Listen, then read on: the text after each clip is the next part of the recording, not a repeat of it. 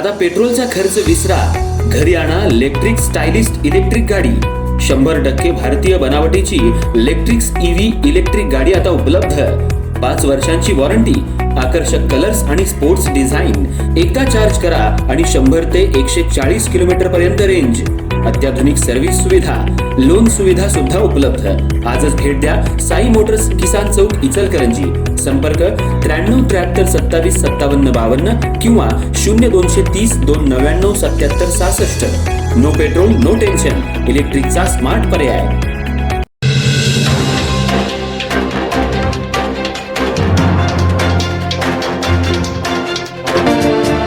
इचलकरंजी महानगरपालिकेची सर्वसाधारण सभा उद्या होत असताना इचलकरंजी महानगरपालिकेमध्ये आज वेगवेगळ्या घडामोडी पाहायला मिळाल्या। आज महानगरपालिकेत हळवणकर शिवसेना शिंदे गटाच्या नगरसेवकांची बैठक घेण्यात आली। यात आवाडे गटाचे नगरसेवक सामील होते, त्यामुळे चर्चेला उधाण आले। इचलकरंजी महानगरपालिकेची 4 महिन्यापूर्वी निवडणूक पार पडली। यामध्ये महायुती म्हणून भाजप, शिवसेना, शिंदे गट, राष्ट्रवादी, अजित पवार गट एकत्रितपणे निवडून आले। यात 47 नगरसेवक निवडून आले।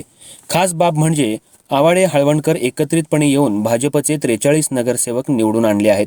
तसंच शिवसेनेचे 3 नगरसेवक, राष्ट्रवादीचा 1 नगरसेवक अशी सत्ता आहे। पण आता सत्ता स्थापन केल्यापासून आवाडे हळवणकर शिंदे गटामध्ये धुसफूस पाहायला मिळते। हळवणकर गटाचे काही नगरसेवक आणि शिवसेना शिंदे गटाचे नगरसेवक यांनी एकत्रितपणे येऊन आज आणि उद्याच्या सभेच्या संदर्भात बैठक घेतली आणि रणनीती आखण्यात आली। आवाडे गटाकडून हळवणकर गटातील काही नगरसेवकांना लांब ठेवण्यात आल्याचा आरोप होतोय। कुठल्याही कार्यक्रमांना हळवणकर गटाला बोलवले जात नाही, निमंत्रण दिलं जात नाही।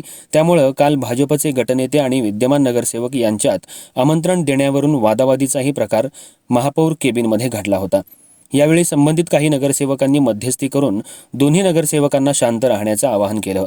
पण आज पुन्हा शिंदे गटाचे नगरसेवक आणि हळवणकर गटाच्या नगरसेवकांनी बैठक घेतल्यामुळे चर्चेला उधाण आलंय। आवाडे गटाच्या नगरसेवकांकडून त्यांच्या बैठकांचं सुद्धा सत्र सुरू झालंय। त्यामुळे महापालिकामध्ये सध्या महायुतीत मिठाचा खडा पडलाय की काय असा सवाल निर्माण झालाय। तर हळवणकर आवाडे गट पुन्हा आमने-सामने, त्यांचे नगरसेवक आले आहेत का? हळवणकर आवाडे गटाचे नगरसेवक हे सर्व भाजपचे नगरसेवक आहेत, पण महापालिकेच्या सत्ता समीकरणामध्ये सध्या धुसफूस मोठ्या प्रमाणात सुरू आहे। उद्याची महासभा गोंधळाची होण्याची चिन्ह सध्या दिसू लागली आहेत।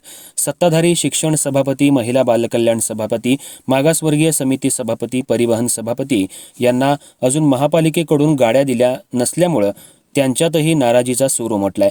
प्रशासनातील आयुक्त, उपायुक्त, महापौर, उपमहापौर यांना आलिशान गाड्या आहेत, पण ज्यांना गेल्या 4 महिन्यांपासून सभापतीपद मिळाले त्यांनाही गाड्या मिळाल्या नसल्यामुळे महानगरपालिकेच्या सत्ताधारी गटांमध्ये नाराजीचा सूर उमटलाय। त्यामुळे येणाऱ्या काळात काही होऊ शकतं अशी सध्या परिस्थिती दिसू लागली आहे। याकडे सर्व शिवशाहू आघाडीचे नगरसेवक चांगलेच लक्ष ठेवून आहेत।